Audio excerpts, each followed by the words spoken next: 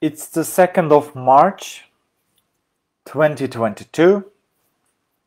Hello again from the Karate-Do World News channel. You are watching the 25th episode broadcast by me, Erman AKBUDAK, Turkish national referee and coach. Well, as always I will share here the recent events and actions of Karate-Do every Wednesday as the rescheduled day for my live broadcast on the Karate-Do World News channel. Well, we have some results, some competition going on. First of all, our first headline is Karate's rising stars prevail in the thrilling Karate 1 Fuyaira. Karate's rising stars conquered the 2022 Karate 1 Premier League event held in Fuyaira in United Arab Emirates last week. Up-and-coming karatekas took the competition by storm after defeating top favorites on the closing day of the competition. In male kata, yeah, that's awesome. 20 years old, Enes Özdemir of Turkey starred in one of the biggest events of the day. The competitions of the event, I should say.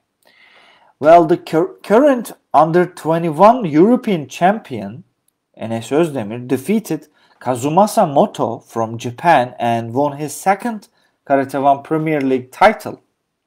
Well, Özdemir took the final by 26.52 to 46. That's a very split decision. Only 0.0606 difference. After the thrilling event in Fuyaira in United Arab Emirates, the Karate 1 Premier League travels now to Oporto, the city of Portugal, where the second event of the season for this year will be held from April 22 to 24. Yes, next month. Well, our second headline, specifically, I will mention Enes Özdemir's success. Congratulations. And he reached the final in the first leg of the Karate 1 Premier League.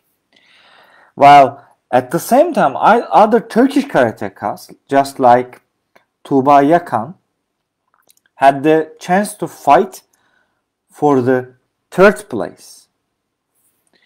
Well, the season in the Karate 1 Premier League, which is considered as the Champions League of Karate, started in Fuyaira, as I told us, and our national team, which participated in the important event with 5 athletes, accompanied by Sensei Adnan Şamdan, head of the senior technical board, and Sensei Haldun Alagash, former champion. We cannot say he is old champion, but former, and he's a legend, a Turkish legend, and they had the chance to win a final and a bronze medal. So 2 medals after that competition. Well, of course, I'm putting Enes Özdemir on a very special position because he's a rising star, I think, and he managed to beat the Italian Gianluca Gallo in the first round in the men's kata, and another Japanese, Ayato Kai, in the second round, and after that defeated American promising star, probably Ariel Gutierrez Torres, who came third also in the Tokyo 2020 Olympics in the quarterfinals. Well, defeating Azerbaijani Roman Haydarov to 25.86 to 24.6 68 in the semifinals. Well, our young karateka will fight for the, of course, he fought for the championship and he won the gold medal against the Japanese Moto Kazumasa. On the other hand, in women's committee 55 minus, Tuğba beat Belarusian Irina Charkiona 10-2, and after that she beat Turkish-born German karate, who is the daughter of Veysel Buğur, I think, Gizem Buğur, to 2-0, and Spanish Ruth Cozo Lorenzo 9-1. Yes, that's an overwhelming defeat also to lead her group. And our experienced karateka, who dominated Wen Su Yun from Taipei in the quarterfinals with the decision of the referee and lost the chance to reach the finals, unfortunately losing to the Ukrainian star Anserika Terliuka to 3-0. Unfortunately, she got defeated by her. And the runner-up of Tokyo 2020 and the European champion in the semifinals, the Ukrainian was very successful in Tokyo. And the former Croatia, in Croatia we had the European championship and she was also successful there. Well, and finally Tuğba fought for the bronze medal on Sunday morning and she got the medal. Well, if we have chance to talk about the other Turkish karatekas, in the men's committee minus 75 kilogram, Erman Eltemur defeated Russian Timofey Leontev 2-1, and Pakistani Abbas Said Gulam 1-0, and reached the quarterfinals and facing Kazakh Beybar Zangbir in order to advance to the semifinals, but Eltemur lost 1-0. That's very unfortunate score to his opponent and said goodbye to the tournament. Well, we have Rıdvan Kaptan in men plus 84 kilo, men's kilo, and Eda Eltemur in female committee 68, failed to come out of their groups in Fuera. Well, congratulations to all participants, especially to Enes Özdemir, and last but not least Tuğba. Well, our third headline for this week is WKF's relocation of Karate 1 Premier League in Moscow. Well, this is important for the participants in the next Karate 1 Premier League round. Well, the World Federation has decided to change the place of Karate 1 Premier League event to be held in Moscow next October. The Executive Bureau of the World Karate Federation on February last Sunday, 27th, has unanimously decided to relocate the event, which was going to be held in Moscow. The event was scheduled to be held from October 7th to 9th. So, WKF has already started an active search to determine a new location for the event, as it's the WKF's firm intention to keep the number of Karate 1 Premier League events in 2022 to 5, of course. We will see, which means that this year we will see only 5 Premier Leagues. Right, some may change. We will see where it will be held.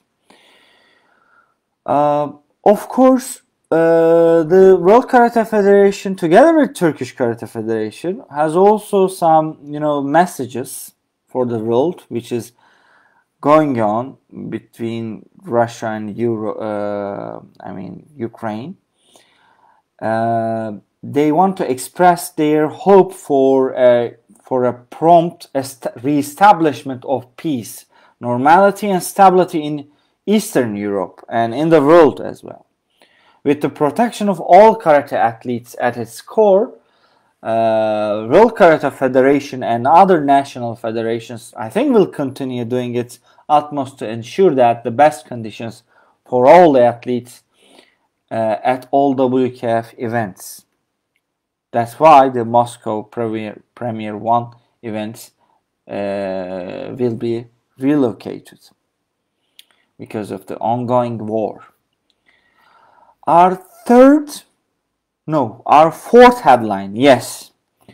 Well, the federation also is, of course, considering to meet the national federations to discuss the Ukraine crisis.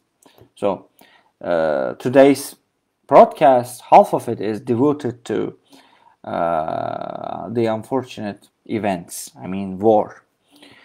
Well, the federation today announced that it will conduct an online meeting with all the national federations to evaluate the situation in Ukraine and to review the escalating effects of the crisis in the sport and the WKF events. Well, if there's no peace, there's no sports, there's no event. It's futile in way, right? Well, the meeting by the WKF will be held via video conferencing on, I think, last Monday they were trying to, but it will be on March the 7th, yes, and it's open to representatives of all the 198 WKF national federations. Well, the situation of the WKF international events amid the current crisis and the upcoming decision to be considered by the WKF will be the main points of the agenda.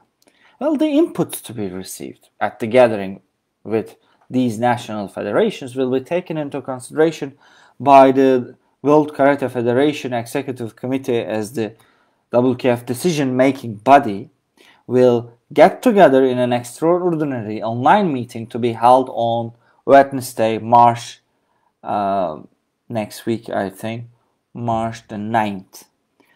Well, that was all from me. If you have any ideas or anything to say, your opinions are all welcome. Hope to see you here on Karate Do World News channel with another video, probably an interview. Okay. Next Wednesday at 9 p.m. at Turkish local time. Stay tuned with Karate Do. Peace at home, peace in the world. This is what Mustafa Kemal Atatürk says. And we should hope for peace. And let's stay with peaceful Karate Do in our dojos. Good evening. Thank you.